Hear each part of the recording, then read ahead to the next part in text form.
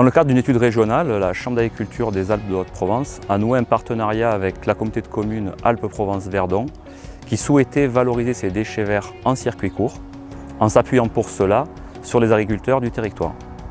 Donc, suite à une étude technique de la Chambre d'agriculture visant à proposer plusieurs solutions à la collectivité pour valoriser ces déchets verts, la collectivité a décidé de mettre à disposition du broyat sur les déchetteries pour les agriculteurs pour qu'ils puissent le récupérer et le composter en bout de champ, soit pur, soit mélangé à du fumier. La communauté de communes Alpes-Provence-Verdon est une grande communauté de communes de par sa taille.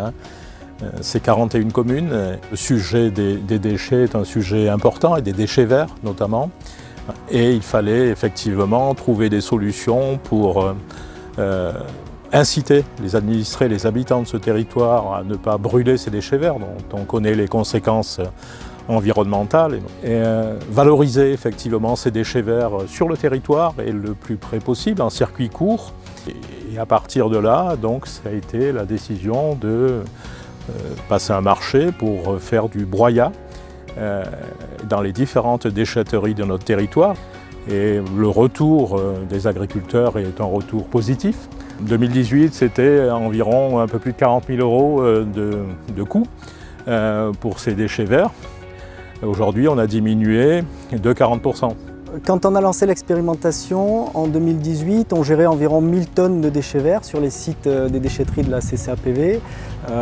Aujourd'hui, on en gère 2000 et alors que dans le même temps, on a doublé les tonnages traités, on a réussi à maintenir les coûts, c'est-à-dire que l'économie générée avec cette valorisation agricole des déchets verts permet de compenser l'augmentation des tonnages. Donc sur ce volet-là, le bilan est très positif et l'objectif est atteint.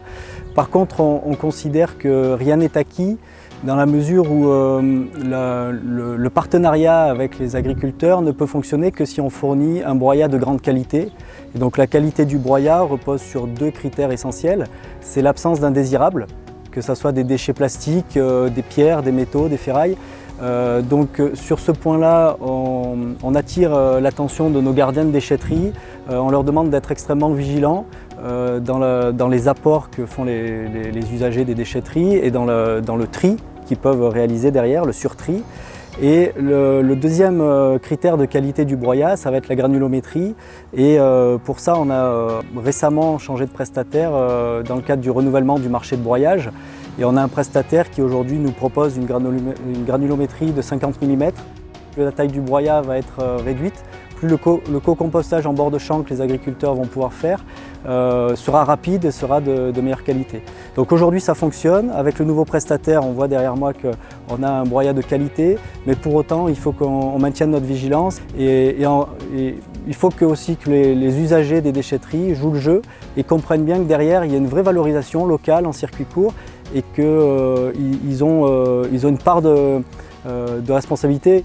Alors le rôle de la communauté de communes a été certes moteur, mais en partenariat avec la Chambre d'agriculture, parce que le lien avec les agriculteurs, le travail qui a été fait en amont, et notamment sur l'épandage, sur les études, les analyses qui ont été faites, c'est important que la Chambre soit là et c'est un vrai partenaire et je crois qu'on ne saurait pas faire sans la Chambre d'agriculture.